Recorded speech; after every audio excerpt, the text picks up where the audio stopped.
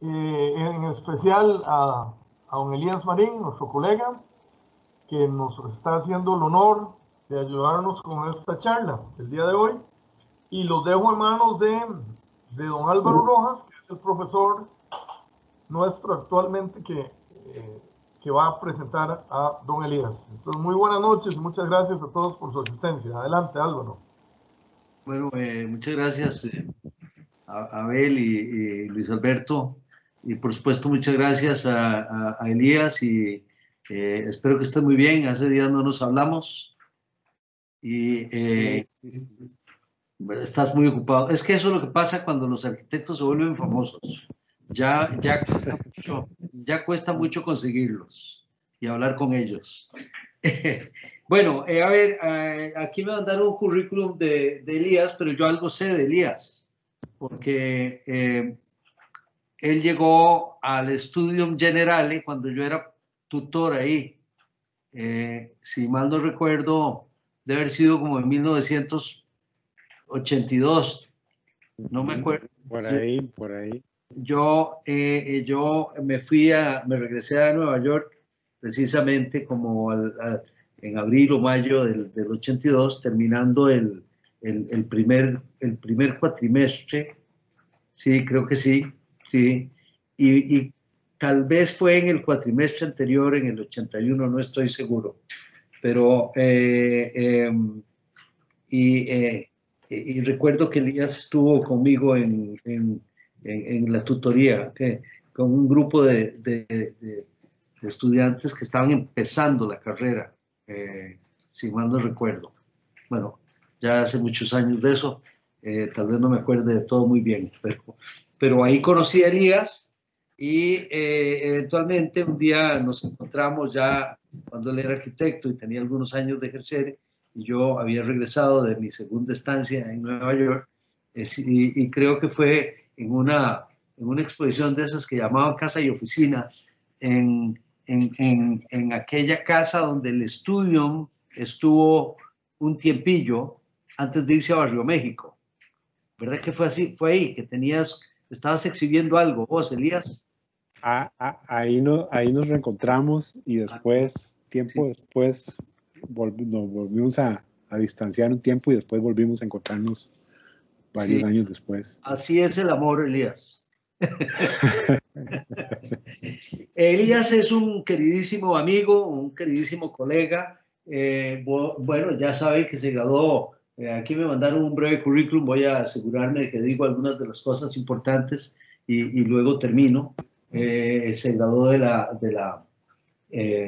del Estudio General de la UACA, que era uno de aquellos tiempos de las 3 escuelas que tenía la UACA, ¿verdad? Y es egresado en posgrado de filosofía de la Universidad de Costa Rica, cosa que me llevó, después de algunas conversaciones, volvimos a reencontrar después de que hubo una bienal del Colegio de Arquitectos en la que yo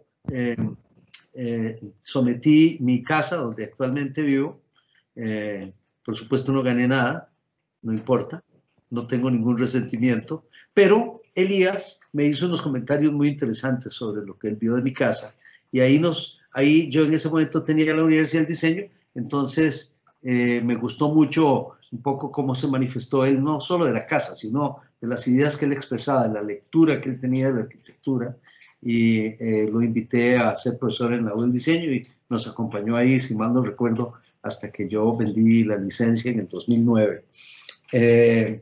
Así que una de las cosas que me llamaba mucho la atención, y realmente valoro mucho de Elías, es precisamente que él, aparte de ser arquitecto, estudió filosofía. Y es un increíble fotógrafo, es un buenísimo diseñador, es decir, es un gran modelo de arquitecto para los estudiantes de arquitectura. Me encanta que hayan, bueno, veo que somos 41 en este momento, y yo supongo que la gran mayoría son estudiantes de la UIA, ¿verdad? Y yo estoy seguro que lo que Elías nos va a contar esta noche va a ser de gran provecho. Es Ya para terminar, pues a mí, por supuesto, me satisface muchísimo que Elías haya estudiado filosofía, porque yo siempre he dicho que los arquitectos todos debemos estudiar un año filosofía como mínimo. Ojalá ser filósofos primero y luego ser arquitectos, porque la filosofía es esencial para casi cualquier cosa, pero definitivamente para la arquitectura. Así que, ¿qué más puedo decir? Bueno, además, Elías decidió montar, expandir su estudio de Alajuela en la ciudad de Miami, en Florida. Aquí dice 2019, pero a mí me parece que tenés bastante más tiempo de estar ahí, ¿verdad, Elías? Sí, lo que pasa es que yo empecé yendo como a explorar y iba y venía, y digamos desde cuando he estado más constantemente ha sido desde el 2019. Ya. Bueno, pues en todo caso, para terminar, Elías entonces es un arquitecto exitoso, no solo en Costa Rica, sino en el estado de la Florida. Y pues yo te doy la bienvenida, me encanta que estés acompañándonos y los dejo con Elías entonces. Muchas gracias, Elías. Bueno, muchísimas gracias, más bien, muchas gracias por la invitación. Y muchas gracias por esas palabras de presentación que realmente son tal vez un poco exageradas en algunos temas, pero está bien, algo hemos hecho y algo hemos aprendido.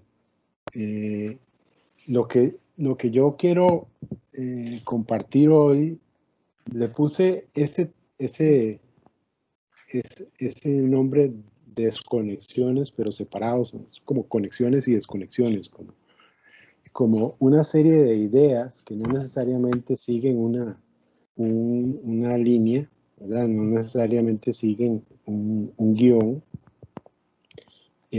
sino que precisamente en consecuencia con los temas que vamos a hablar, van en múltiples direcciones, ¿verdad? Nos llevan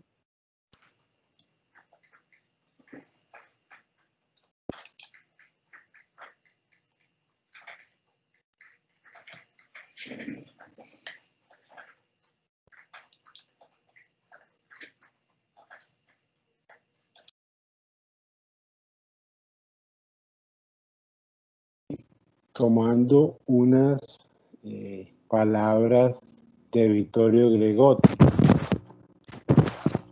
Cuando él escribe un texto en la revista Casabella, que lo titula Necesidad de la teoría.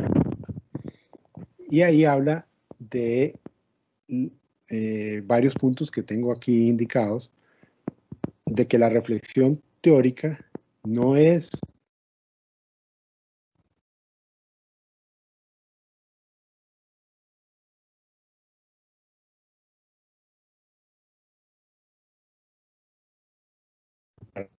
del diseño, es un material indispensable para diseñar.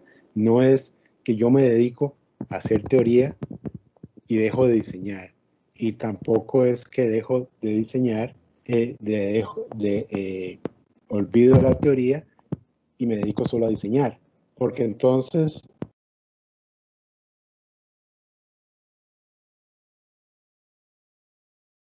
es una reflexión sobre la disciplina. Y el desarrollo de la teoría, el trabajo de estudiar teoría tiene que ver con investigar, leer, escribir, enseñar, debatir. Esto que estoy haciendo hoy, cuando yo digo que agradezco la invitación, no me estoy refiriendo tanto a un tema de vanidad, de que es bonito que a uno lo tomen en cuenta, sino también de que eso me lleva y me obliga a estudiar y a preparar algo y a volver a leer y a releer cosas y otra vez y ponerlas al frente de ustedes para debatir. Eventualmente habrán preguntas, habrá un intercambio. Entonces, eso es parte de lo que es fundamental, la teoría, como parte de lo que hacemos, como parte de la disciplina del diseño. No es una cosa accesoria, es una cosa fundamental, es parte. Y asimismo el proyecto arquitectónico se constituye en un instrumento de crítica histórica y teórica. Es decir, el proyecto arquitectónico tiene también una dimensión crítica, tiene una dimensión política. En el momento que nosotros ponemos un objeto arquitectónico al frente de la mirada de las demás personas, estamos diciendo algo. Ese edificio dice algo, se dice algo de él. Es decir, no es un acto inocente. El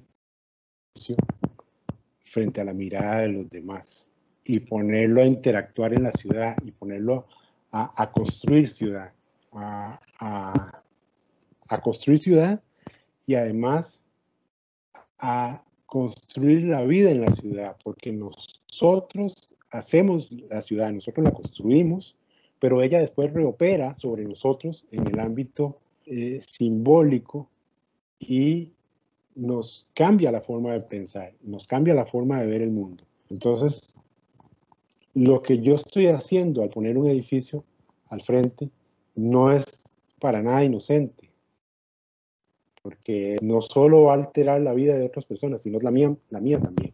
Va a alterar mi forma de ver el mundo a partir de algo nuevo que aparece ahí y que dice cosas. Entonces, la teoría y la historia son fundamentales para saber lo que hacemos, saber cómo lo hacemos y hacerlo bien. Si dejamos eso de lado,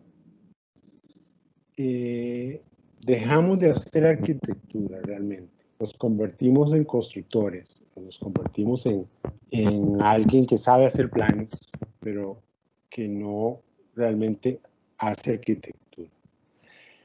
El dibujo que está aquí de fondo es un dibujo de Severiano Porto, este arquitecto brasileño, que trabajó sobre todo en la zona del Amazonas y desarrolló una arquitectura y un discurso muy particular y muy propio de la zona. Por eso lo pongo ahí y ahora vamos a volver a mencionarlo en otro momento.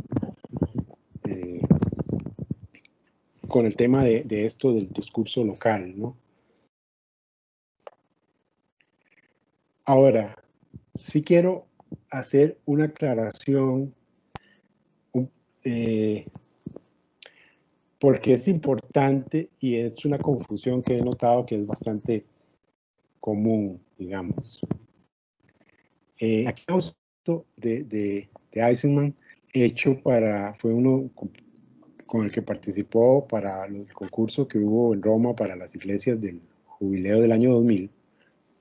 Y bueno, él no ganó, o sea, no fue uno de los proyectos escogidos y no se construyó, pero lo que muestro aquí son unos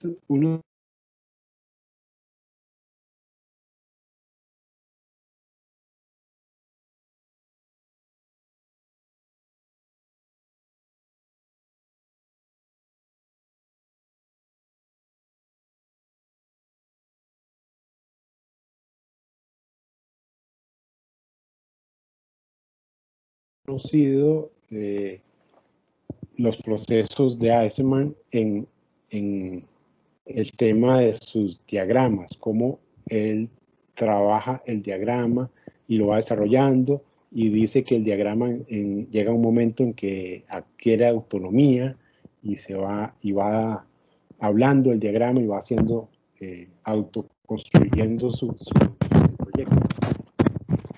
Bien, hasta aquí no hemos hablado de teoría, estamos hablando de proceso de diseño, de metodología de diseño, método de diseño.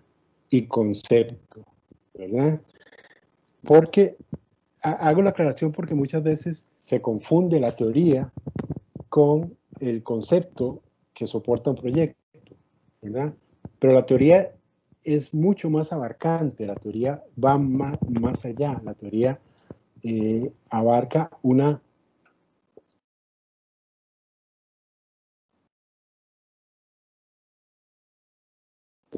ideología, qué es lo que ese edificio quiere decir o quiere enseñar, o cuál es la puerta que abre, a cuál dirección me lleva esa propuesta arquitectónica, más allá de cómo fue concebida, ¿verdad? Esto lo aclaro porque muchas veces se queda la idea de teoría como en la idea de en qué estoy basando yo mi proyecto a nivel de concepto o de proceso, o sobre qué me estoy inspirando. La teoría va más allá que eso, y ahora vamos a ir llegando poco a poco a algunos conceptos. Aquí, por ejemplo, me devuelvo bastante en el tiempo a esta casa Steiner de Adolf Loos, y que, bueno, supongo que ustedes ya conocen los postulados de Loos en cuanto al tema de el ornamento, ¿verdad? El ornamento y delito. Estamos hablando de 1910, cuando se empieza a crear esta ruptura y este proyecto, que es revolucionario en su momento, que plantea el uso de cierta estética industrial, de materiales de producidos también en serie, de limpieza de formas para buscar básicamente economía, pero también la racionalidad. Está basado en el paradigma cartesiano, que pone por encima de todo la razón. Entonces, lo racional, el orden, lo funcional. Este proyecto, independientemente, bueno, son unos pintores, los propietarios, y puede tener sus características y la inspiración que tenga para la forma o para el espacio interno, lo que sea.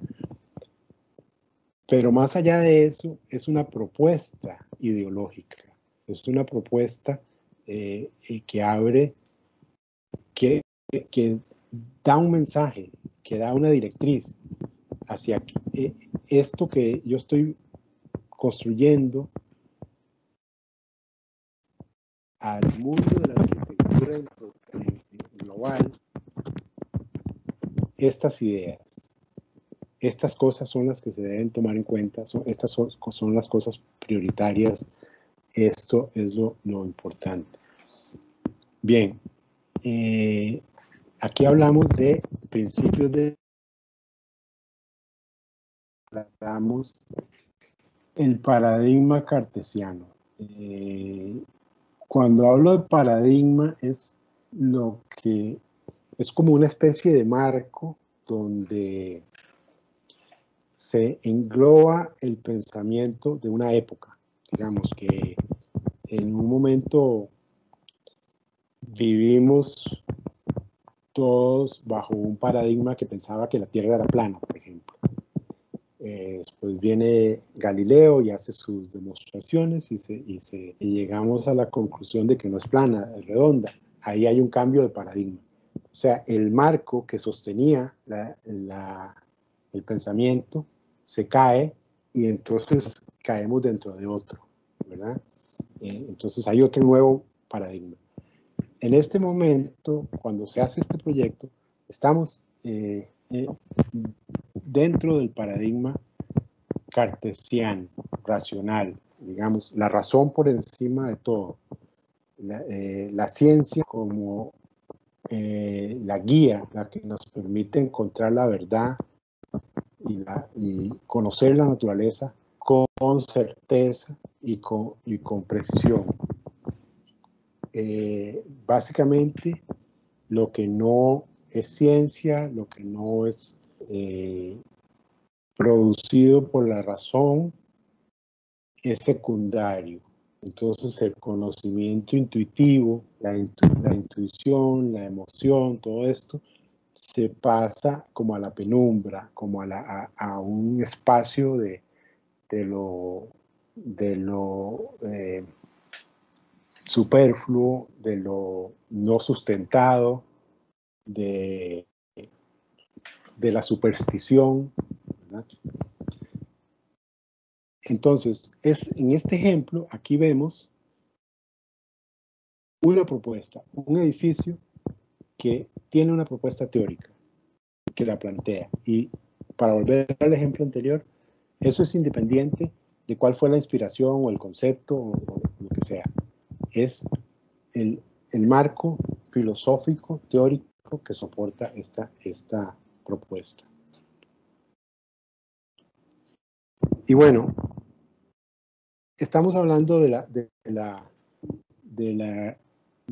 los orígenes de la arquitectura moderna y bueno, de la modernidad en realidad, aunque esa obra sí marca los orígenes de la arquitectura moderna. La modernidad fue un proyecto basado en una utopía, en la utopía del progreso lineal, de la vida del ser humano va a ser mejor en la medida que la máquina y que la tecnología nos va proveyendo de cosas y que eso nos va a aumentar la felicidad y va a llegar un momento en que todo va a ser perfectamente ordenado y claro y racional y funcional, y entonces vamos a ser felices todos. Ese, digamos que un poco la utopía sobre el que se basa la modernidad. Ahora, pongo aquí esta imagen de pop art, porque voy a empezar a hablar de posmodernidad, porque ya la modernidad, digamos que la tenemos superada, aunque seguimos hablando de ella. Pero antes de llegar a esto, que este tipo de imágenes o este tipo de arte que básicamente retoma la cultura popular y baja a la cultura elitista del pedestal, desarticula esa idea de que lo oculto es algo elitista, de que es solo algo que está en los museos, y se trae lo popular a la esfera del arte valorado. Pero además de eso, este personaje, Andy Warhol, es precisamente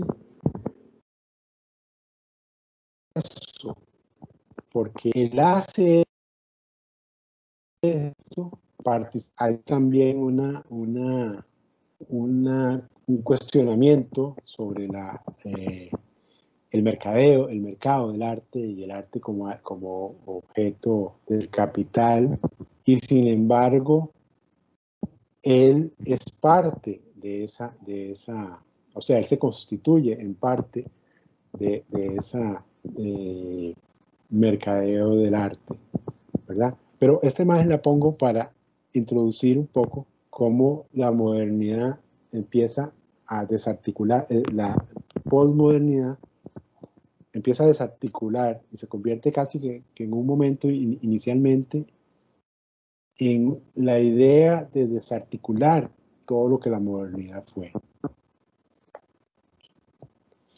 Y entonces mencionamos lo que Lyotard llama la caída de los grandes relatos.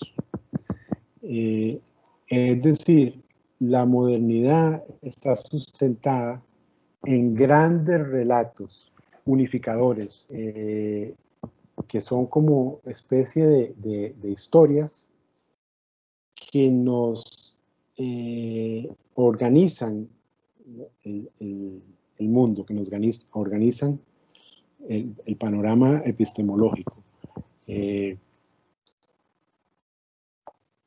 Digamos que uno de esos grandes relatos es la supremacía de la razón, ¿verdad? Que lo plantea Descartes con el tema de pienso, luego existo. Pero eso se desarrolla también en el tema de el análisis racional de todas las cosas, y básicamente, como decía, el dejar a un lado todos los otros componentes del ser humano, que es, esencialmente somos más emocionales que racionales. Y Frankenstein, esta historia de la creación de este personaje a partir de diferentes partes de cuerpos, de otros cuerpos humanos, que el Frankenstein no es el nombre del monstruo, sino del doctor que hace esto.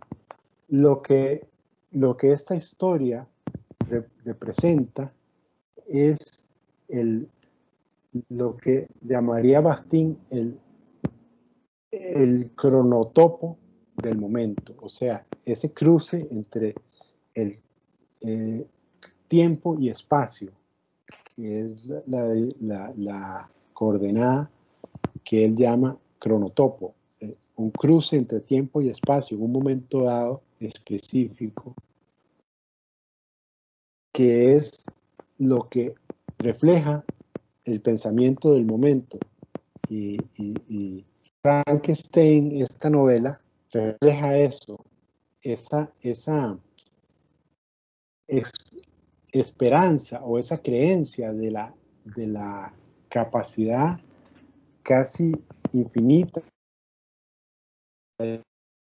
¿verdad? De dominar el mundo al punto de poder construir a un ser humano a partir de partes, digamos.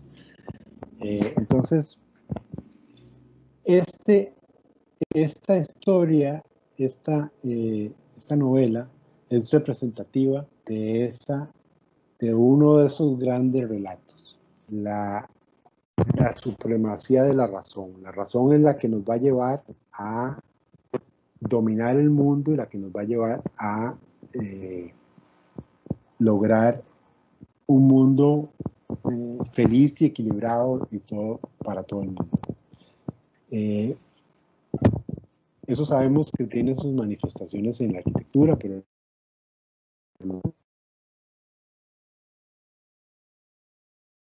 también, digamos, la emancipación a partir de la Revolución Francesa, la creación del capital, este tipo de historias que se convierten en estructuras unificadoras, ¿verdad? En sistemas axiológicos que nos organizan el mundo. Bueno, resulta que a partir de una serie de acontecimientos que también tienen que ver con la ciencia y tienen que ver con acontecimientos políticos, se empieza a desarticular y por eso Lyotard habla de la caída de los grandes relatos. Se nos desarman esos grandes relatos. Y entonces resulta que la babelización ya no es algo negativo. Siempre se había visto la Torre de Babel, que no se pudo construir, bueno, el mito o la historia que no se pudo construir porque todos los que participaban en la construcción eran de diferentes lugares y hablaban diferentes idiomas y tenían diferentes costumbres y culturas y nunca se pudieron poner de acuerdo y la construcción no pudo llevarse a cabo. Como algo peyorativo, un problema. Bueno, resulta que después de la caída de los grandes relatos, la babelización ya no se ve como un problema, se ve como algo interesante. O sea, que hay una multiplicidad de discursos, ya no hay un solo discurso, que es el que pretendía organizar a toda esta gente para que construyamos una sola cosa, una sola utopía mundial, pero no, resulta que cada uno tiene su discurso, cada uno quiere tener su discurso, entonces el mundo se hace más grande. Es como la paradoja un poco de la globalización, que a través de todos, de los medios electrónicos y de cómo hemos logrado interconectar todo, decimos, el mundo se ha hecho más pequeño, porque yo puedo estar aquí hablando con alguien en China, pero se ha hecho más pequeño, pero al mismo tiempo se ha hecho más grande, porque han surgido todo este montón de discursos y de personalidades, de lugares que estaban sometidos bajo el discurso unificador. Eso es una de las principales características de la condición posmoderna, la multiplicidad de los discursos, la multiplicidad, la paradoja, las diferentes, digamos, interpretaciones del mundo, ¿verdad? No una sola interpretación, no una sola verdad, sino las múltiples interpretaciones posibles de diferentes lugares posibles. Y por eso se habla de microrrelatos. Y esta imagen me parece interesante porque con el tema de los microrrelatos, el ser humano se libera de el peso de tener que corresponder a estructuras y a estos marcos de pensamiento homogeneizantes. Entonces, aquí es como si nosotros estuviéramos bastantes años atrás, todavía a principios del siglo XX, haciendo arquitectura, pues teníamos que hacer arquitectura moderna. O sea, teníamos que regirnos por los principios de la arquitectura moderna y por todas sus propuestas ideológicas, que muchas tenían gran valor, pero otras se demostró que no fueron tan exitosas. Y estábamos como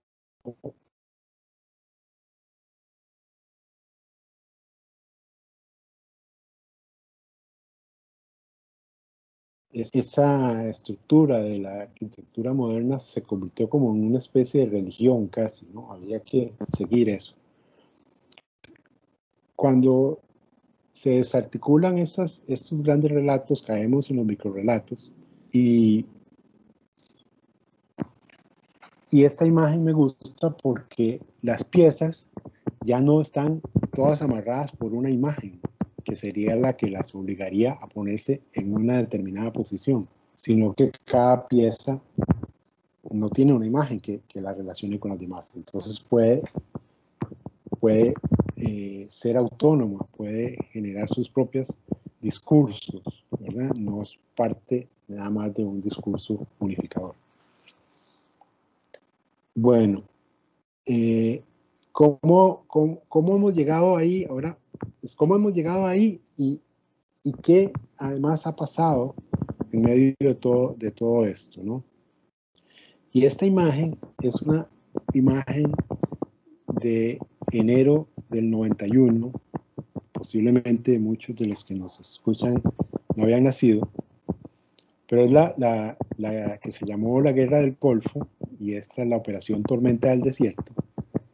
Fue la primera vez que se transmitió en vivo por televisión un bombardeo en una guerra. Entonces, esas cositas que ustedes ven ahí, rojas y amarillas, que se ven como lucecitas muy bonitas, son bombas que están cayendo sobre Bagdad sobre esa ciudad y están matando gente. Pero lo interesante de esto es que cuando se hace esa transmisión, cuando estamos viendo la guerra como un espectáculo, como una cosa que parece casi un juego de video, aquí es donde empieza la confusión entre realidad y entre lo que es real y lo que aparece en la pantalla, ¿verdad? Entre lo que es la realidad mediada por la pantalla, por la publicidad, por las fuerzas del mercado, ¿verdad? Entonces, esto es un hito, este momento es un hito en la cultura, en el momento en que una guerra, algo tan absurdo como la guerra, se transmite y se convierte en un espectáculo televisivo. Obviamente para quienes están cómodamente viéndolo en su casa con una cerveza en la mano y no quienes están en esa ciudad recibiendo las bombas. Entonces aquí viene lo que parte de esta condición posmoderna, lo que Baudrillard llama la sobredosis de realidad. Porque estamos viviendo en una donde tenemos una invasión de imágenes y de signos que pretenden, estos signos pretende casi que abolir el objeto real referente. Entonces se convierte en una realidad paralela. El signo se convierte en una realidad paralela a lo que está representando. Y Baudrillard habla de el asesinato de la realidad. Asesinamos la realidad a través de la mediación por pantallas, por toda esta confusión, ¿verdad? En la vida cotidiana, con la gran cantidad de imágenes y de información gráfica que recibimos constantemente. Y es, digamos que, una realidad mediada por la tecnología.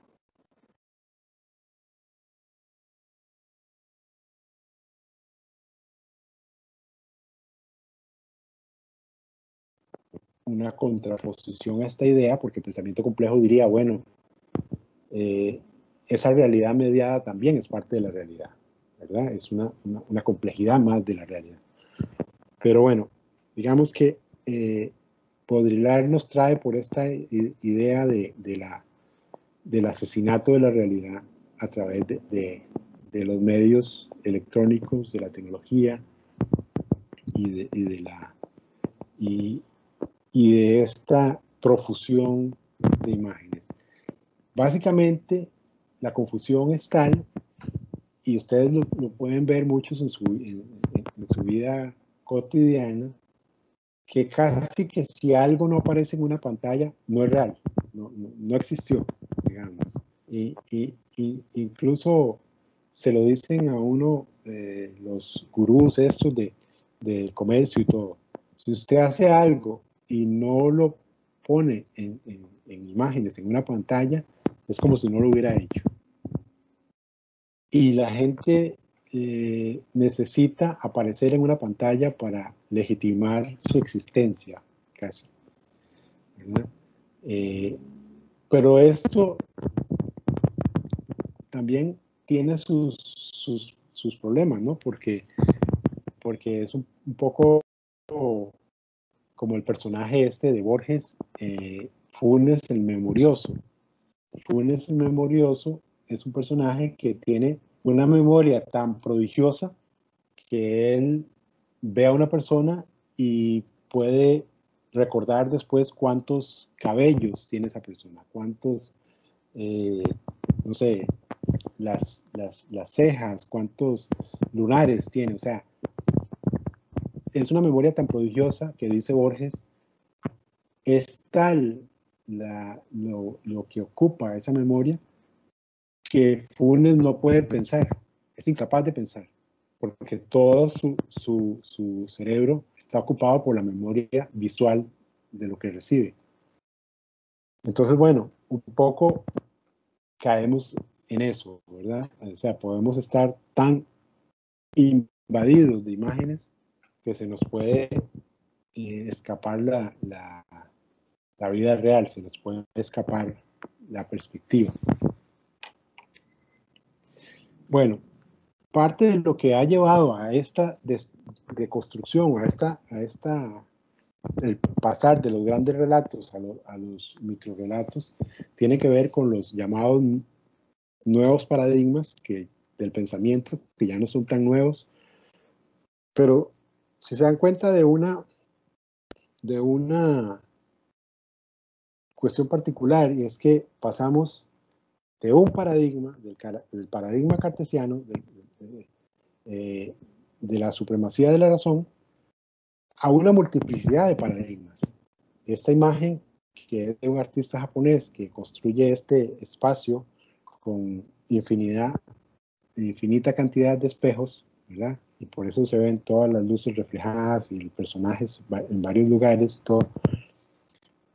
Representa un poco eso, ¿verdad? La realidad ahora vista desde unas perspectivas mucho más amplias. Y aquí no están todos los paradigmas, hay otros que existen ahí, pero bueno, el paradigma del caos o la teoría del caos, el fractal, que viene a partir de la geometría fractal, paradigma bioético, que tiene que ver con todo el tema de la conservación de la vida, el paradigma holográfico, la autopoiesis, que es el paradigma que habla de cómo la vida se crea a sí misma, el paradigma digital, bueno, aquí repetí el bioético, pero ecología profunda y la complejidad o el pensamiento complejo, que ahora vamos a hablar un poquito más de eso. Entonces, todos estos actores participan de la construcción de la episteme actual, del pensamiento actual, ¿verdad? Hasta ahora ustedes pueden decir, bueno, pero es que no he hablado de arquitectura mucho. Realmente no, pero todo esto tiene que ver con la arquitectura. Cómo entendemos el mundo y cómo el mundo se nos presenta.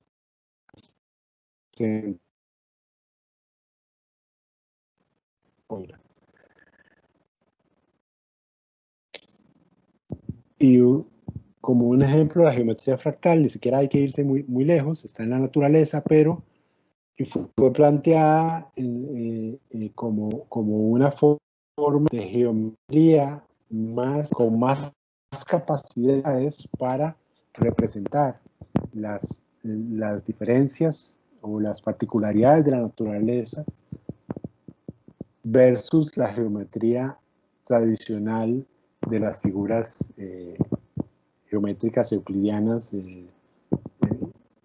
la pirámide, el cilindro, ¿verdad? La esfera. La geometría fractal se plantea a mediados del siglo XX y sin embargo no existía, queda un tiempito ahí como dormida porque no existía, digamos, la tecnología o las capacidades que tienen las computadoras de ahora para hacer los cálculos, la gran cantidad de cálculos que se necesitan para generar gráficos como este, por ejemplo, que esto no se podía pensar en sus inicios, pero ahora las computadoras pueden generar todos los cálculos que necesitan para desarrollar esta estructura de autosimilitud que va creciendo y va decreciendo casi que a infinito. Pero también este tipo de cosas, igual que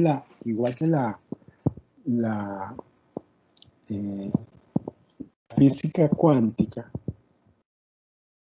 empieza a dejar ver paradojas y a dejar ver que las cosas no son solo una cosa. Y eso es otra de los principios de pensamiento que desarticulan los grandes relatos, ¿verdad?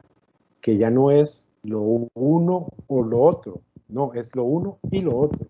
O sea, las dos cosas, la multiplicidad, lo uno múltiple, la complejidad de lo uno múltiple es lo que se asume. Porque la misma ciencia empieza a demostrar y a encontrar ese tipo de cosas. Digamos, la física cuántica se da cuenta que primero que el átomo y después más para abajo llegan tratando de buscar la partícula última para la construcción del universo como si fuera un Lego. Resulta que cuando se llega al nivel último no hay partículas sino relaciones, hay solo relaciones entre unas cosas y otras. Y además las partículas se comportan como partículas en una condición y como ondas en otra. Cuando son observadas se comportan de una manera y cuando no son observadas se comportan de otra. Lo cual dice que la realidad está constituida, está alterada por la observación. Es decir, hay una realidad que yo no veo porque la que yo veo está alterada porque ella se altera, ¿verdad? Entonces empezamos a abrir todas esas puertas y se empiezan a desarticular estas ideas de la ciencia como la verdad absoluta y se empieza a dar cuenta la ciencia que no puede abarcar toda la verdad, que tiene que asumir tiene que asumir la incompletud, que tiene que asumir la paradoja.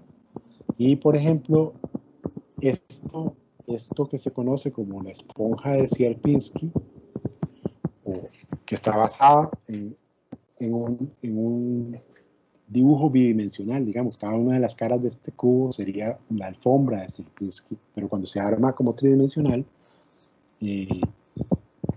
con la secuencia que viene ahí, ¿verdad? Es un cubo que se divide en cada cara como en 9 partes y a cada parte se le aplica la misma división y dentro de esa se hace otra vez la misma división y dentro de esa se hace otra vez la misma división y se llega a algo así mientras no se termine todas las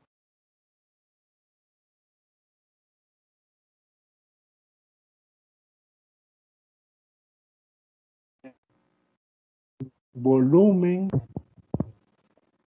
tiende, es decir, como se abre cada vez una perforación, la superficie tiende a infinito y el volumen tiende a cero. O sea, se va desapareciendo el volumen, mientras que la superficie va creciendo y en cada iteración. Entonces, ahí empezamos a ver cómo hay cosas que son una cosa y otra al mismo tiempo, ¿verdad? Y eso nos empieza a cambiar las formas de ver el mundo. Luego la topología, que lo vemos, ahorita lo vemos y que las computadoras han permitido sus aplicaciones en arquitectura con mucha frecuencia. Es una rama de las matemáticas también relativamente reciente que se refiere a la relación entre los elementos en un mismo cuerpo, en una misma superficie. Mientras no haya corte, es equivalente una superficie plana a este ondulado o algo así, porque y se puede estirar. Entonces, muchos de los edificios obras que vemos de Zaha Hadid o de estas curvas así, estas continuidades, donde una de pronto es pared, de pronto es techo, una sola superficie, están muy inspirados en esto de la topología, en esta rama de la matemática, que no solo es cuando la matemática ya no deja de ser una cosa nada más para calcular y obtener ciertos datos, sino más bien una herramienta creativa para desarrollar ¿verdad? Diseño, proyectos, analizar espacios, analizar las relaciones entre los diferentes espacios, ¿verdad? Porque la topología se usa para muchos de ese tipo de cosas. Y bueno, dentro de todos estos paradigmas, a mí me parece muy interesante el pensamiento complejo, porque es como un paradigma que abarca casi todos, o abarca como toda esta idea de superar la pretensión de verdad absoluta, de entender que la realidad es compleja. Aquí hay que distinguir entre complejo y complicado, ¿verdad? Digamos, porque construir un cubo Rubik, o sea, armar el cubo Rubik, ¿qué es? ¿Un problema complicado o un problema complejo? Es un problema complicado. ¿Por qué? Porque puede haber una receta que me lo resuelva. O sea, si yo sigo determinados pasos, una especie de algoritmo, lo cumplo. Lo complejo implica incertidumbre, implica cosas que salen sin que estén planeadas. Entonces es como que yo agarro el carro para ir de un lado al otro de la ciudad y debería durar 15 minutos, pero de pronto me encuentro una calle cerrada por un accidente, me tengo que ir por otro lado, y en el otro lado, no sé, cualquier otra cosa que pueda suceder, que me altera el plan. Entonces, el pensamiento complejo también trabaja con la creación de estrategias, previendo las posibles complejidades. Asume la imposibilidad de una verdad absoluta, asume la posibilidad de la paradoja, asume la posibilidad de que una cosa pueda hacer dos cosas al mismo tiempo, ¿verdad?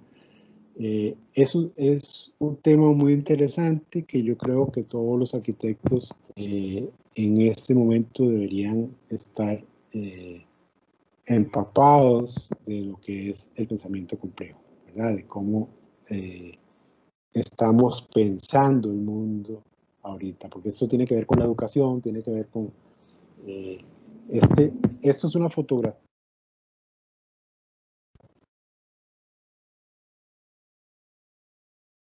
Y esta es una fotografía que yo puse acá de Giuseppe.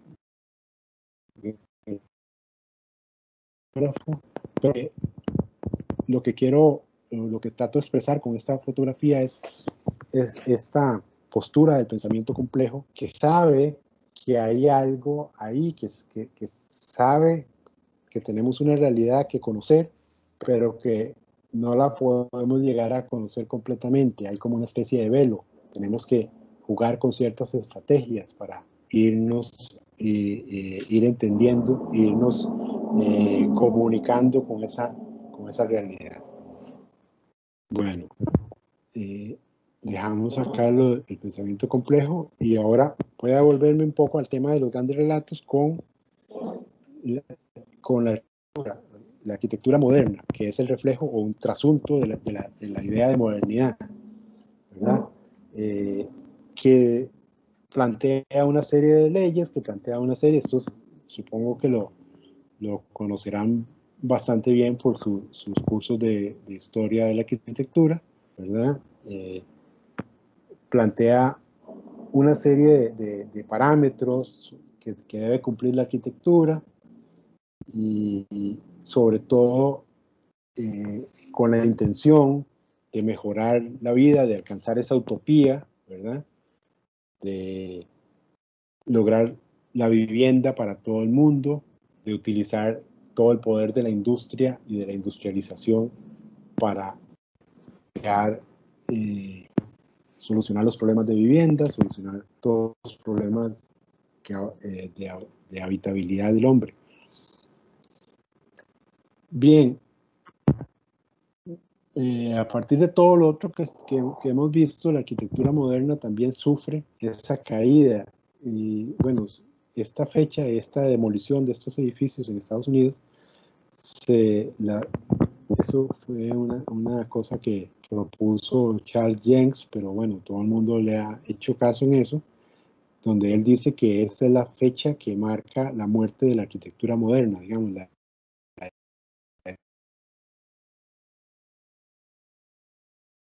moderna, ¿verdad? Se convirtieron en una especie de gueto ahí de criminalidad, en una serie de problemas. La gente no vivía bien. Bueno, digamos que manifestó toda la problemática de pretender meter al ser humano dentro de un esquema completamente racional, como si fuéramos robots o máquinas, ¿verdad? Y ahí se demostró, o por lo menos se deja ver que este esquema es incompleto. No es posible pensar que solo la razón puede regir la forma de hacer arquitectura o de diseñar o de hacer ciudad, ¿verdad? Hay muchos otros factores, por eso otra vez vuelvo al pensamiento complejo. La complejidad de la vida humana, de las interrelaciones humanas, no permite una sola idea, no permite una sola solución, tiene que haber múltiples soluciones que se intercalen, y por eso también el pensamiento complejo habla de la transdisciplinariedad, que no es lo mismo que multidisciplinariedad, porque multidisciplinariedad es cuando trabajamos varios de diferentes disciplinas en un mismo proyecto. Puede haber un sociólogo, no sé, un geógrafo urbano, un arquitecto, un planificador, y cada uno maneja su campo, pero la transdisciplinariedad es cuando los límites entre los diferentes campos se diluyen, ¿verdad? Es cuando esta división, estas fronteras entre las disciplinas, como decir, la psicología abarca esta parte del ser humano y la medicina esta otra y la psiquiatría esta otra, cuando el ser humano es toda una complejidad completa, ¿no? Como una unidad a partir de todas esas múltiples componentes. Entonces, cuando se habla de transdisciplinariedad, se habla de difuminar los límites de las disciplinas y extenderse y no dejarse encerrar por límite, sino participar entonces en un proyecto de otra forma. Entonces, por eso vuelvo al tema del pensamiento complejo como casi que un requisito para un arquitecto. Bueno, como también discursos que empiezan a aparecer, que son consecuentes con con estas nuevas formas de pensamiento, que son consecuentes con la nueva aparición o la aparición reciente más o menos de los principios del siglo XX, a mediados del siglo XX, de todo el tema de la semiótica y los signos y todo esto. Y Venturi, que adhiere el pop art también, el tema de lo popular, el signo, ¿verdad? Y plantea toda una teoría que igualmente ya la deben ustedes conocer de sus cursos, ¿verdad? Con esta frase, ¿verdad? Donde convierte entonces las frases o las máximas del movimiento moderno empiezan a ser deconstruidas, digamos. El less is more pasa a ser less is a more, ¿verdad? esta es una propuesta de Venturi. Digamos, más acá estamos con la forma, ya no sigue la función, ¿verdad? Form follows form, aunque pueda ser que la cosa no sea tan divertida, digamos, para quienes reciben el proyecto o para la ciudad o lo que sea, ¿verdad? Pero digamos que se abre esta forma de libertad, ¿verdad? La frase no es de BRDB, eso es, de ellos es el proyecto, pero la frase es, digamos, general, por ahí anda, no sabría decir quién la acuñó, digamos. Pero con estas ideas se contrapone y la posmodernidad se basa mucho en la ruptura con la modernidad, en ideas contrapuestas, precisamente para liberarse de esas cadenas ideológicas.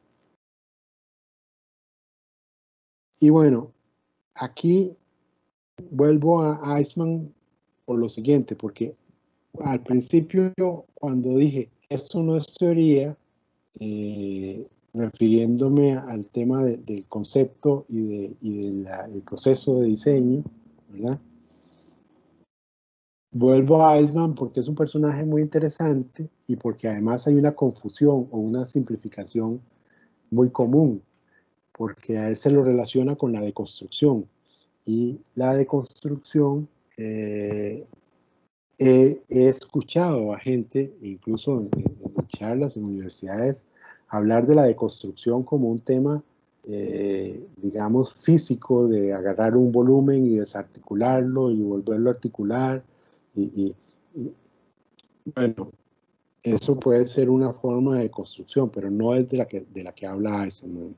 Porque Eichmann ha trabajado con, o desarrolló mucho de su propuesta trabajando en conjunto con Derrida, que es el filósofo que propone el tema de la deconstrucción como una propuesta de base lingüística, basada en el lenguaje. ¿Por qué? Porque nosotros pensamos con el lenguaje. Entonces, lo que dice Derrida es que nosotros hemos construido nuestro pensamiento, por eso es una deconstrucción del logocentrismo, del pensamiento expresado a través del lenguaje, ¿verdad?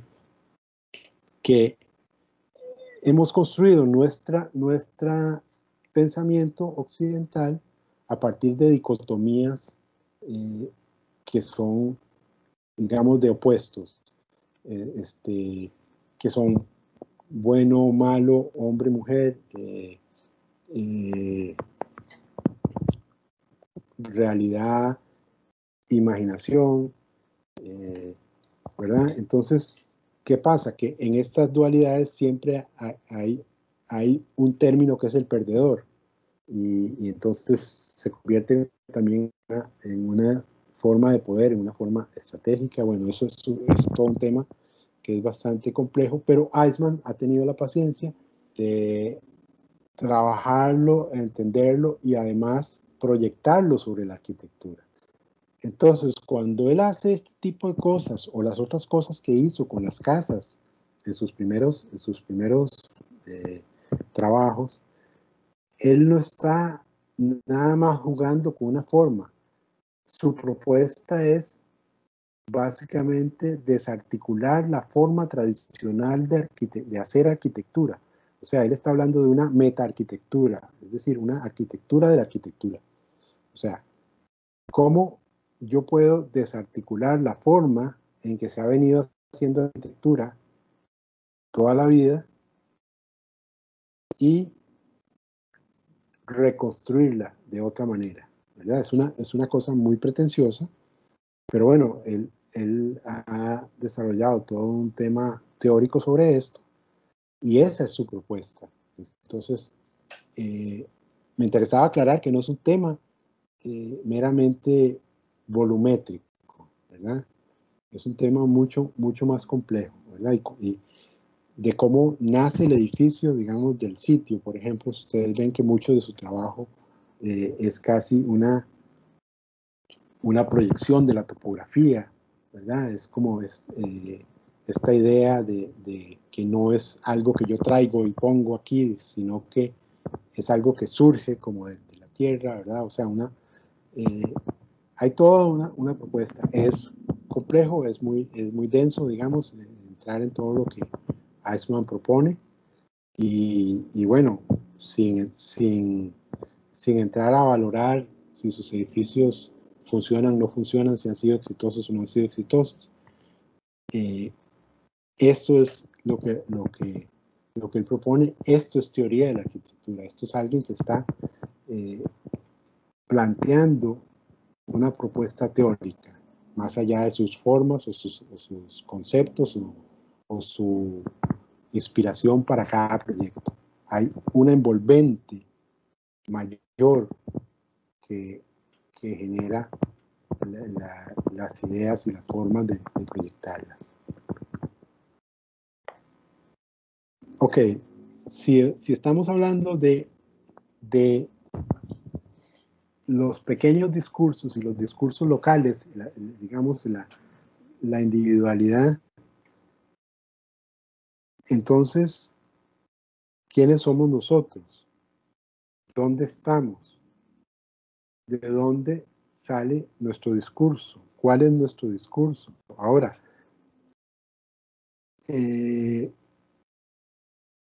hay muchas pistas, podemos encontrar muchas cosas, digamos. Perdón, hace no sé cuántos millones de años América del Sur estaba desconectada de América del Norte. En algún momento nosotros constituimos ese puente, Costa Rica como territorio. Entonces se convierten en el punto de encuentro, no solo de seres humanos, sino de toda la biodiversidad de un lado al otro. Y no solo encuentro, sino paso, ¿verdad? Pero además tenemos mares a cada lado. Entonces también hay un paso en ese sentido. Y hasta el día de hoy somos paso de un montón de cosas, de mercancías, pero también legales e ilegales, o sea, de todo. Pero eso nos da una particularidad. Hemos siempre sido un lugar de encuentro, un lugar de paso, un lugar donde es como una especie de crisol que une muchas cosas. Y si lo vemos con otros países, vamos a entender por qué Costa Rica tiene la riqueza cultural que tiene, aparte de la riqueza, digamos, ecológica, precisamente por esa condición, pero la riqueza cultural, porque precisamente ha sido siempre un encuentro. Entonces, ¿cuál es nuestro discurso o nuestro relato? Bueno, eso se los dejo de tarea.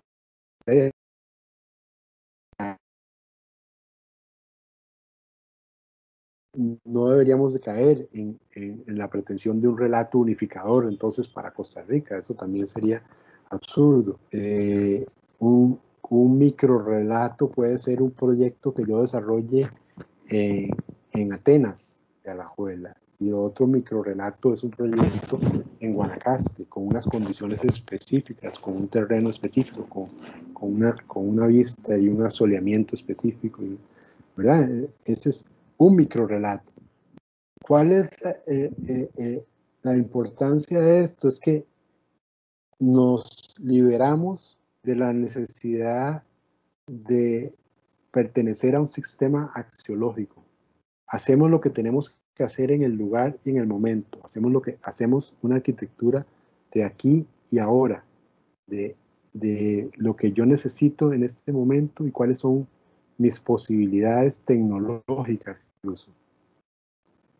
Entonces, tenemos que dejar de estar viendo o intentando hacer una arquitectura para que sea valorada en los países centrales. Tenemos que hacer una arquitectura que funcione y sirva para nuestro lugar. Y ese es nuestro discurso. No es un tema de asumir discursos de nadie. Es un tema de crear el discurso a partir de las cosas esenciales y necesarias.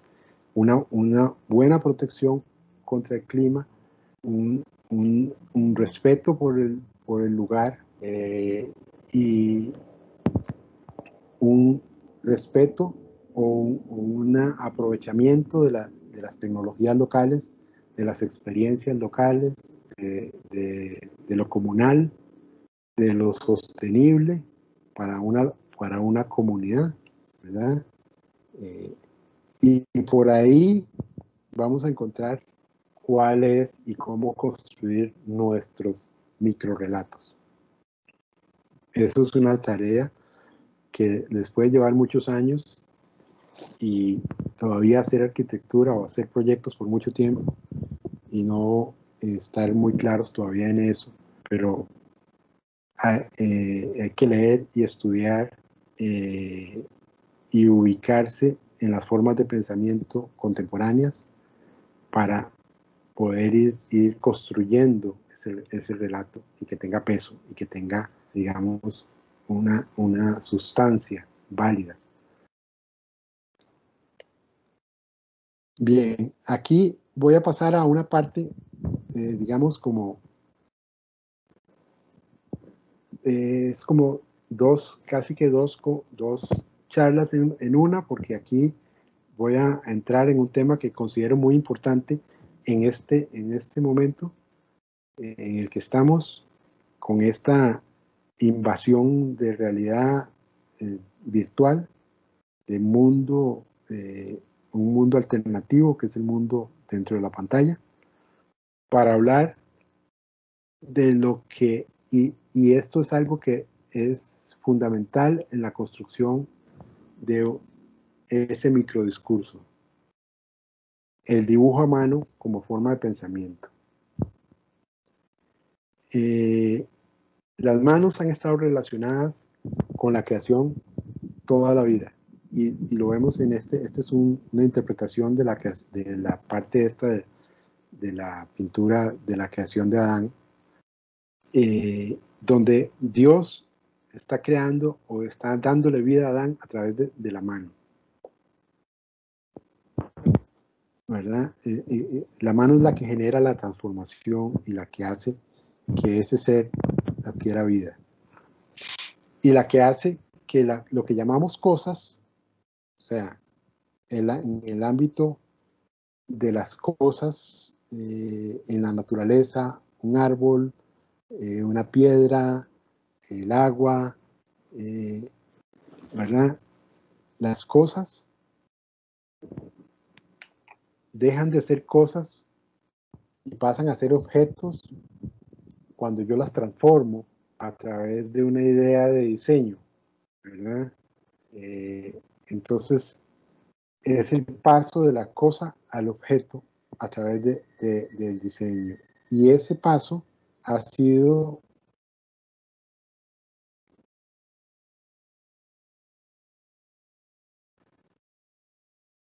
de forma manual o mediante las manos, utilizando las manos.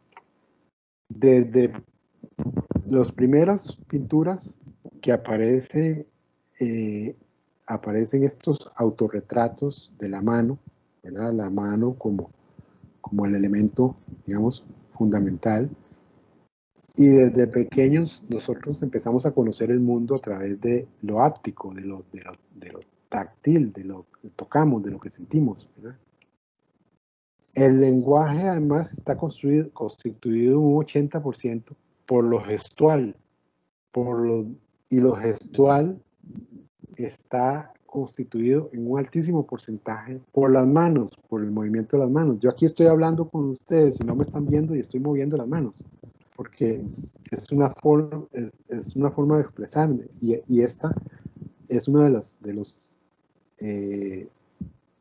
digamos, limitaciones de este tipo de comunicación, que ustedes no ven mi gestualidad y ahí se pierde un porcentaje de lo que yo estoy diciendo. Ahora, volvemos a mencionar el tema de que la razón como la entidad suprema y que además la ubicamos como en la cabeza, en el cerebro, en la cabeza. Pero en realidad, y esta es otra idea cartesiana también, la separación o la dualidad cuerpo-alma. Es como si el cuerpo fuera una especie de estuche donde hay alguien ahí adentro. Pero no, en realidad es toda una sola unidad. Y el cuerpo no solo piensa, no solo hay cognición en el cerebro, hay cognición en el corazón, hay cognición en otras partes. Y en los dedos, en las yemas de los dedos, hay cognición. Entonces, también aquí tenemos que dejar de lado un poco esa idea de los racionales que somos y el cerebro y todo. Nuestro cuerpo completo es una unidad cognitiva. Y por eso podemos pensar haciendo. Cuando hacemos cosas, cuando se trabaja manualmente, estamos pensando. Es una forma de pensamiento.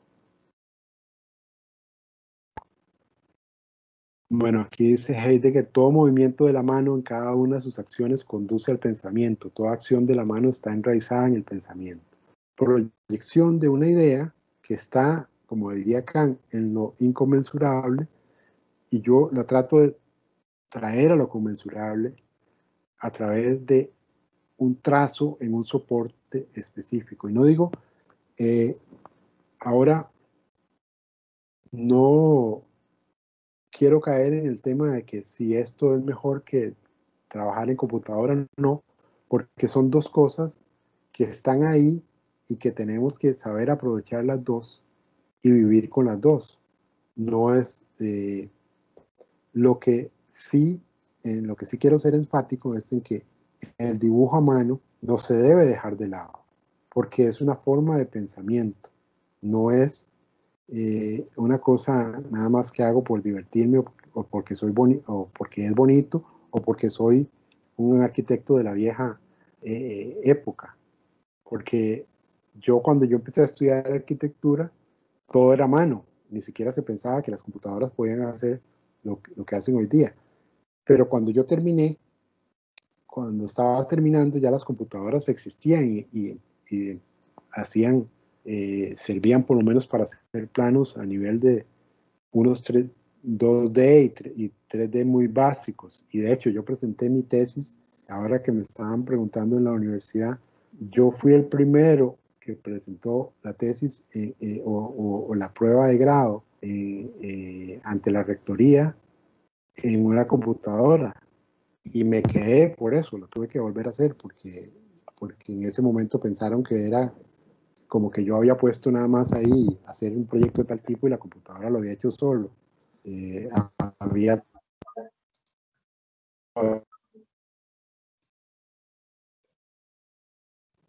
Sí, yo hago esto, yo trabajo mucho a mano porque también es parte de mi formación, pero no es a eso a lo que me estoy refiriendo. Me estoy refiriendo a que aún el estudiante actual debería de proyectar a mano antes de pasar a la computadora, y ahora voy a explicar por qué.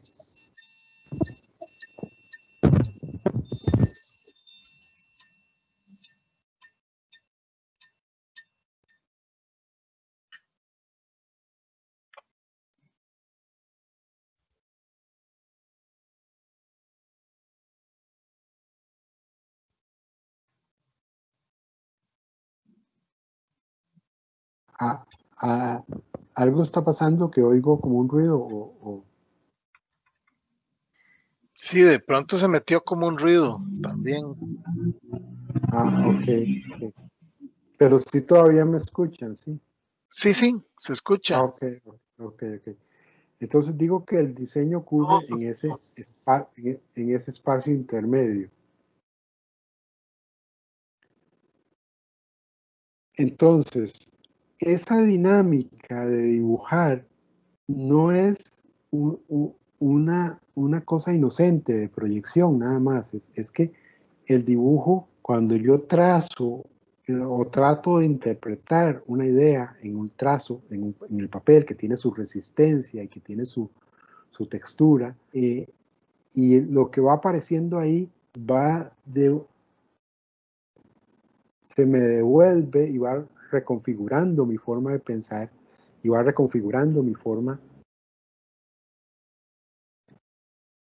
de complacer. Entonces es un proceso que va y viene, no me devuelve lo mismo que yo dije o que yo envié, me devuelve otra información y yo vuelvo a trabajar sobre eso. Es un proceso recursivo donde dice que, por eso pongo esta imagen donde es una especie de juego como de ajedrez, ¿verdad?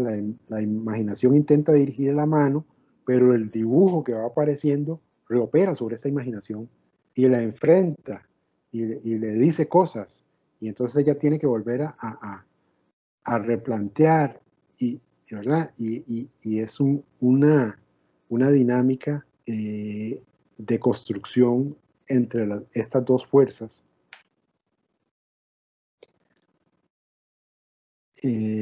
Bueno, aquí hay una frase que dice que cada línea que dibujo reforma la figura en el papel y al mismo tiempo redibuja la imagen en mi mente.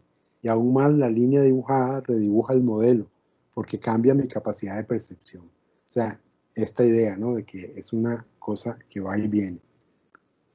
Ahora, sabemos que la mayoría de lo que se hace ahora, de todo el proceso,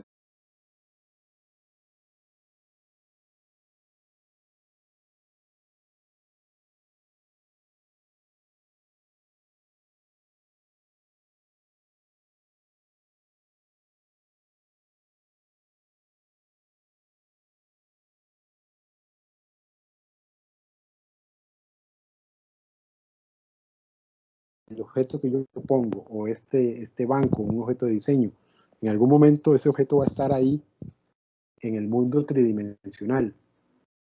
Cuando yo diseño y estoy trabajando a mano, en papel, o en un cartón o en lo que sea, en una servilleta, como estos dibujos que presenté, que a veces uno está esperando algo y hace algo. Bueno, este trabajo de dibujo también está en el mundo tridimensional.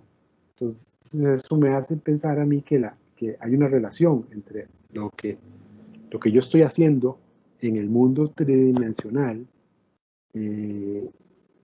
está relacionado más directamente o es más genéticamente, digamos, conectado con el objeto real que va a estar en ese mundo tridimensional. Luego tenemos el espacio virtual y tiene muchísimas,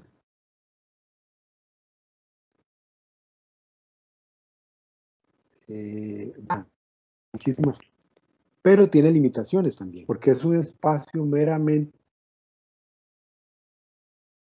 no es un táctil, no puedo tocar, no puedo, el dibujo implica un gesto de comprensión del mundo también cuando yo estoy trazando. Aquí las líneas se trazan a través, o sea, ya están hechas, es con un movimiento del mouse, ¿verdad? No hay, bueno, igual si uno usa una tableta puede dibujar de una forma similar al dibujo a mano, pero hay una ilusión de tridimensionalidad en una pantalla que es esencialmente bidimensional. Pero aparte de eso, el espacio es isotópico, todo es igual, no hay arriba, abajo. Si yo dibujo algo que no tiene ningún sustento estructural, igual no se va a caer. O sea, es decir, me puede confundir ese espacio porque no es igual al espacio tridimensional. Entonces, de ahí que vuelvo a la idea de que uno debería antes de entrar en este espacio virtual, concebir las cosas en el espacio tridimensional, donde al final va a estar el objeto construido.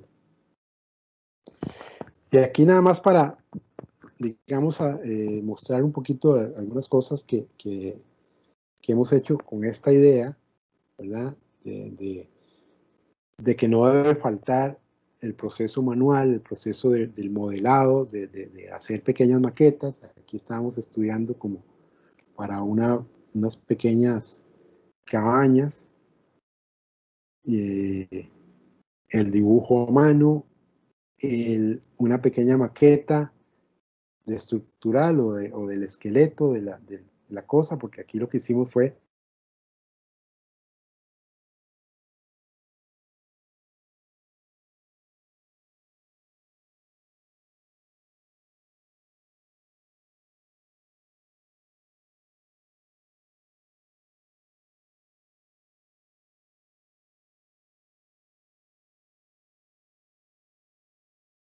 que trabajar con las dos cosas, que hay que saber manejar las dos cosas.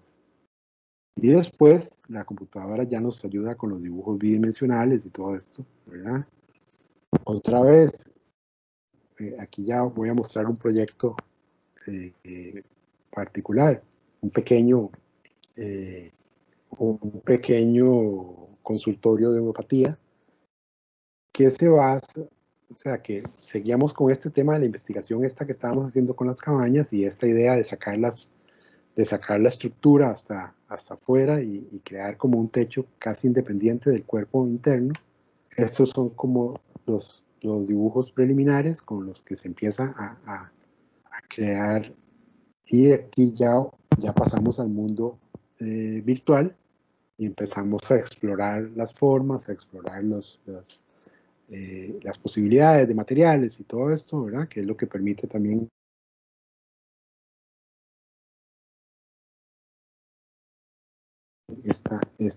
y cuando la obra ya está en el mundo tridimensional y se está construyendo, todavía trabajamos a nivel manual. Y aquí otra vez vuelve a haber una relación más directa, porque las dos cosas están en el mundo tridimensional. Ya no salimos del mundo virtual. Ya estamos en construcción en obra y dibujamos en obra o en papel y vamos resolviendo las cosas. De aquí ya esta pequeña obra terminada, ¿verdad? Y aquí cómo se relaciona con sus primeros dibujos, digamos, iniciales. Y bueno, aquí voy terminando, pero antes de esto, les voy a mostrar una última imagen que posiblemente muchos de ustedes no conocen o no han visto. Es una imagen de una película, pero tal vez conocen quién fue Bruce Lee. Estoy hablando de una película que fue muy popular y les voy a mostrar esta imagen por lo siguiente. En esta película de 1973, Bruce Lee, que es el protagonista, y hay un enemigo con el cual él está peleando, ¿verdad? Estas películas de artes marciales. El enemigo lo lleva, o se le esconde, se le mete en un cuarto lleno de espejos. Y entonces él está viendo todos estos espejos y sus reflejos y múltiples reflejos a su alrededor. No puede saber dónde está el enemigo con el que él está peleando, ¿verdad? Entonces le sale de repente y le ha hecho estos aruñazos que tiene él en la cara y eso. Entonces en algún momento él recuerda, como que recuerda una frase de su maestro que le dice: quiebra la imagen para que puedas ver la realidad. Y esto se los dejo ahí sobre el tema que estábamos hablando de la invasión de imágenes, de la sobredosis de realidad, de la confusión entre realidad vivencial con realidad virtual, entre la confusión con las imágenes. Quiebra la imagen para que puedas ver la realidad. ahí se los dejo y muchas gracias. Muchas gracias, Elías. Muy interesante todos tus conceptos, todas tus reflexiones. Nos han motivado muchísimo y además personalmente, bueno, posiblemente nuestros profesores también, nos interesa mucho porque sí tenemos nosotros muy claro de que, y es lo que estamos haciendo en la universidad, de que primero todos nuestros estudiantes deben aprender a dibujar a mano para posteriormente entender la parte virtual, pero que el proceso de diseño inicie siempre a mano. Esto ha sido algo, parece mentira, pero que hay que convencer a la gente porque algunos dicen, no, es que eso ya pasó de moda, esto no se usa, pero sí tenemos clarísimo que el proceso mental, que el pensar con la mano es una cosa totalmente indispensable en los procesos de diseño. Y entonces, bien, nos gustaría muchísimo ver si hay preguntas, ¿verdad? No sé, Mojeto, si me puedes ayudar. Sí, mientras alguien se decide para hacer una pregunta, yo tenía un comentario. En realidad son muchísimos los temas que abarca Elías. La charla es realmente muy completa y es un bombardeo de estimulaciones intelectuales muy rico. Me pareció fabuloso el recorrido de las ideas, o por decirlo de una forma, y para no ser un relato lineal, digamos, sí se presenta la charla de una manera muy bien estructurada y articulada, y va recorriendo las principales teorías de la arquitectura del siglo XX, y pareciera que, aunque no es como la intención, muestra una visión en una de las partes más importantes, muestra como una visión de cómo se debería entender la arquitectura de Costa Rica, a partir de algo más íntimo, a partir de una introspección, de un análisis propio y no tanto de lo que viene por fuera, que creo que ese es un muy buen mensaje que debería quedarle a los estudiantes. Y finalmente, nos lleva a hablar del dibujo y la mano, como decía Abel, y esa relación que tiene el dibujo con las ideas y con la forma de pensar, digamos, una forma de pensamiento que está muy relacionada con el accionar del arquitecto. Sí, me gustaría ver si algún estudiante tiene algún comentario o algún profesor.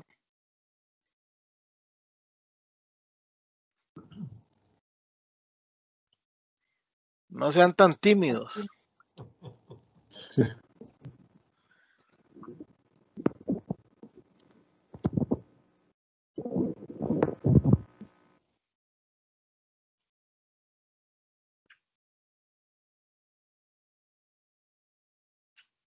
Bien, en todo caso, yo creo que ha sido muy enriquecedora esta charla y a todos nos ha servido muchísimo para ponernos a pensar, ¿verdad?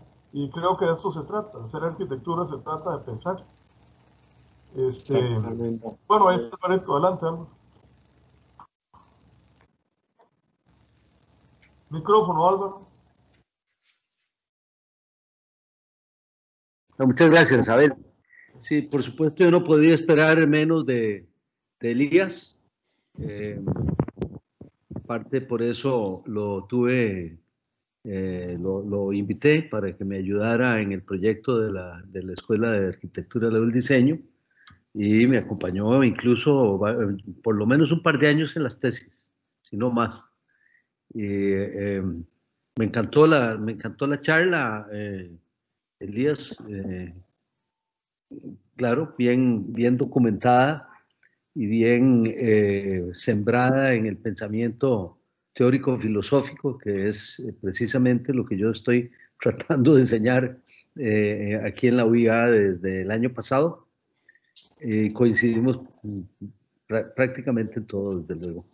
Así que bueno, yo estoy, espero que entre los 31 que quedan ahí, de los 40 y pico originales, estén algunos de mis estudiantes, y porque van a encontrar serios paralelismos entre lo que presentaste hoy y lo que nosotros estamos tratando de desarrollar en el curso de Teoría de la Arquitectura, el tercero, el último curso de la serie. Así que muchas gracias, Elías, te felicito realmente. Solo un comentario, Álvaro. Además, lo que me encantó... Perdón. Ahorita tenemos 43 alumnos, estudiantes que están, y en algún momento tuvimos más de 60. Mira, a ver, no me di cuenta. Bueno, sí, bueno, qué dicha. Bueno, es importante. Mejor para Elías. Sí, mejor para Elías. Sí, Sí. no, lo que quería decir y para nosotros, lo que quería decir para cerrar mi parte, mi intervención, es que lo que me encanta, porque a Elías yo lo invité a Mundaneo en 2009, si mal no recuerdo. ¿Fue a ese, Sí, Elías? 2009, Sí, ¿verdad? 2009, sí. Sí, de una conferencia fascinante, realmente del nivel de todos los demás, por supuesto. Y lo que me encanta es que él lo explica ideas muy complejas de forma muy simple, muy